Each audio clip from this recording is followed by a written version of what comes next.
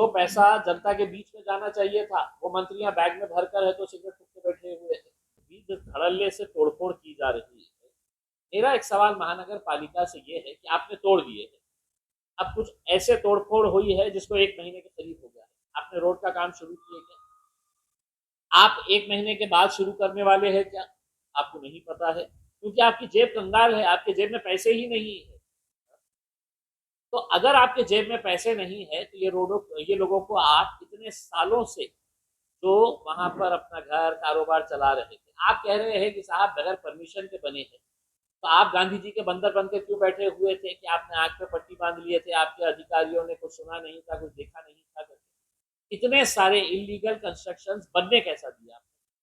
यानी कि बनते वक्त आपका अधिकारी, आपका इंस्पेक्टर जा रहा है वहां से पैसा ले रहा है, वहां का छोटा मोटा नेता बोल रहा है कि तू बना, मैं देखता हूँ तेरे को, ला इतने पैसे दे दे, आधा तू रख ले, आधा मैं महानगर पालिका को दे देता हूँ, तो ये धंधे चल रहे थे। अब अचानक आपको हजारों की संख्या के अंदर है तो सब इलीगल, परमिशन नहीं है करते, आप क्यों सो रहे थे इतने साल तक? आपने क्यों बनने दिया है?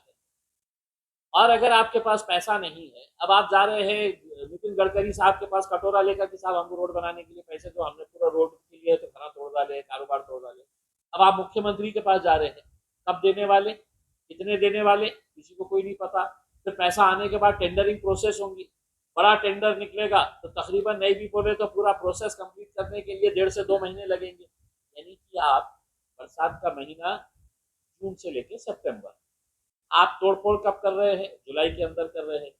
अगस्त, सितंबर, अगर और 2-3 महीने अगर आप रुक गए होते और उसके बाद लोगों को कह दिए होते कि हम अक्टूबर में किसी का नहीं सुनने वाले हैं, हमारे पास रोड के पैसे हैं, हमने टेंडर प्रोसेस कंप्लीट करके रखा है, जिस दिन तुम्हारा घर टूटेगा उसके 8 दिन के अंदर है तो हम अपने रोड का काम शुरू कर डालेंगे, लोग भी आपका साथ कॉपरेट करे होते। ऐसी गुंडागर्दी की साहब, फौज फाटा लेके जाओ, पुलिस को भी कोई काम नहीं रहा है, पुलिस वाले भी लगे हुए हैं, इनकी फौज फाटा 50-50 बुलडोजर जिसके रील भी बनाए जा रहे हैं कि कैसे जा रहे हैं करके, तो ये सरकारी गुंडागर्दी से ये बिल्कुल सही बात है।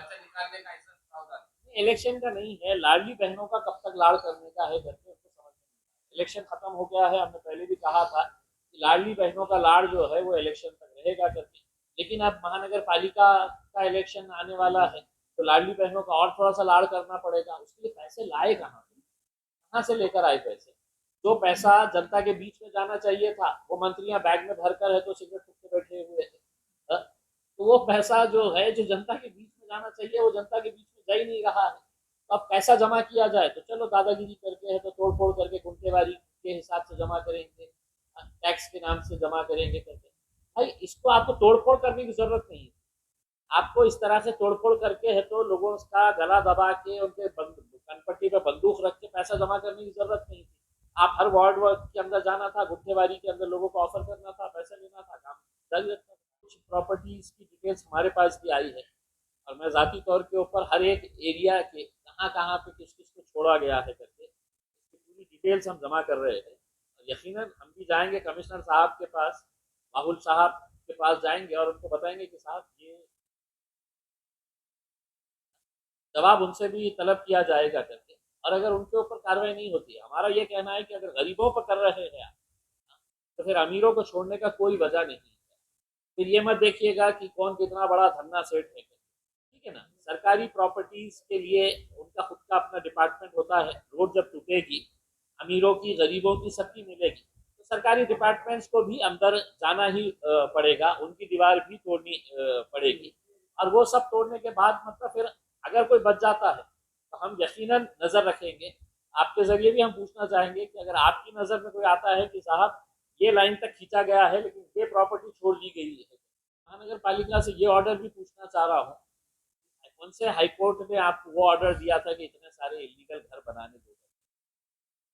इतने साल तक आप जो इतने सारे इलीगल कामों को चलने दिए तो वो कौन से हाईकोर्ट के आदेश के हिसाब से किए?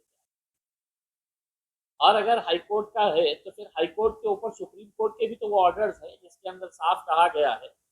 गवर्नमेंट ऑफ महाराष्ट्र का सर्कुलर है, मेरे पास अभी नहीं है, गवर्नमेंट ऑफ महाराष्ट्र का सर्कुलर है जिसके अंदर साफ लिखा हुआ है किसी भी तरह का कोई अतिक्रमण, कोई तोड़फोड़, कोई बुलडोजर जो है वो बरसात के मौसम में नहीं करनी चाहिए। 2016 का गवर्नमेंट ऑफ महाराष्ट्र का सर्कुलर।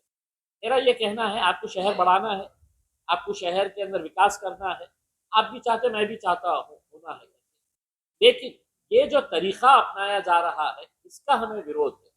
हरसूल का उदाहरण ले लीजिएगा, पिछले साल है तो पूरे हरसूल को है तो तोड़ के है तो 100 फीट का कर दिया गया, 100 मीटर का कर दिया गया। लोगों ने है तो उसके बाद है तो अपना छोटा घर बना लिए, जितना बचा था उसके अंदर अपनी दुकान शुरू कर डाले। फिर एक दिन अचानक है तो 8 दिन पहले तो रिक्शे के अंदर माइक लेके घूम रहे कि अब हम आ रहे हैं, हमको और 100 चाहिए। आपने का मजाक लग बना के रखे हुए हैं। आप कभी भी जाएंगे कुछ भी बोलेंगे कि हमको इतना है करके। आपने पेपर के अंदर ऐड देना चाहिए था कि साहब भाईजीपुरा के अंदर ये गली के अंदर इतने फीट का रोड रहेगा, इतने मीटर का रहेगा, हरसूल के अंदर इतने मीटर का रहेगा, जालना रोड इतने मीटर का रहेगा। किसी को कुछ नहीं पता है। आप जा रहे हैं अपनी मर्जी के हिसाब से है तो कोई तो जाता स्प्रे मारता है, ये 16 फीट, वो 14 फीट, ये 5 फीट, ये 6 फीट करके। आप कम से कम एक प्रोसीजर के जरिए, और इतनी उतावले क्यों हो रहे हैं भाई? क़यामत आने वाली है, खत्म होने वाले हैं आप पूरे के पूरे। क्या वजह है कि आप इतने सालों से ये सब चीजों को देख रहे थे अपनी आंखों से, और अचानक अंदर आपके अंदर कौन सा कीड़ा आ गया है कि नहीं साहब अब तो पूरा शहर को गिरा के फेंक डालने का है हमारे को। और अगर इम्तियाज जलील बोल रहा है तो इतने सारे ये जो आमदार बैठे हुए हैं इनको शर्म नहीं आ रही है अपने लोगों के लिए आवाज उठाए करके?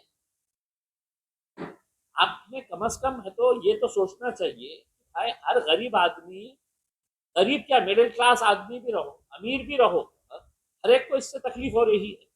आपने सितंबर के बाद है तो अक्टूबर के अंदर अब आपके पास पैसे ही नहीं है, अब आप देख लीजिएगा अब आप रोड शुरू करवाइएगा, जो रोड तोड़े हैं आप शुरू करवाइएगा, अपना घर बेचिएगा, अपने ऑफिस से क्या क्या बेच सकते हैं बेचिएगा, लेकिन काम शुरू करवाइए, क्योंकि आपने लोगों को रोड पे लाने का काम किया।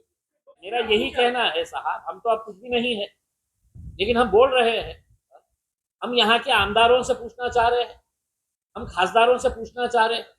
अरे खासदार तो इतना पावरफुल है कि सुबह है तो शराब की दुकान का एप्लीकेशन देता है और हरकत में आ जाती है पूरी गवर्नमेंट मशीनरी। इतना पावरफुल खासदार रहने के बावजूद भी वो एक मीटिंग क्यों नहीं ले रहे हैं साहब? तो मेरा यह है कि लोक प्रतिनिधियों ने भी है तो इसके ताल्लुक से हम विरोध नहीं कर रहे हैं, आपका जो तरीका है काम करने का हम उसके ऊपर अपनी नाराजगी जता रहे हैं। अगर आपको डेवलपमेंट प्लान के अंदर आया है, डेवलपमेंट प्लान क्या है, कौन से इलाके की कौन सी रोड, शाह बाजार से चंपा चौक जाएंगे, हम रोशन गेट से आने वाले हैं। लोग रात में सो नहीं रहे हैं साहब, लोगों की नींद हराम हो चुकी है कि साहब कब बुलडोजर आ जाएगा करके। आप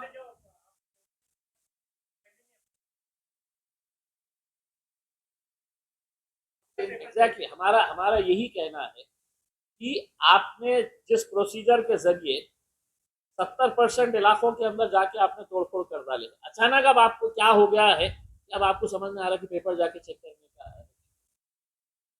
तो ये रवैया क्यों बदला है आपका, ये भी है तो कमिश्नर साहब ने हमको बताना चाहिए। अगर डेवलपमेंट प्लान के अंदर कोई धार्मिक स्थल आता है तो कायदे कानून उसके लिए भी बड़े क्लियर स्पेसिफिक दिए गए। हम भी नहीं चाहते हैं कि लॉ एंड ऑर्डर का कोई इशू आए करके। मैं तो लोगों से यही अपील करूंगा कि जिस जिस किसी का भी धर्म का अगर कोई धार्मिक स्थल अगर आ रहा है, उस एरिए के, उस मस्जिद के हो, मंदिर के हो, जिम्मेदारों ने बैठना चाहिए और उसके ऊपर क्या रास्ता निकल सकता है करके ये सोचने की जरूरत है। हमारे लिए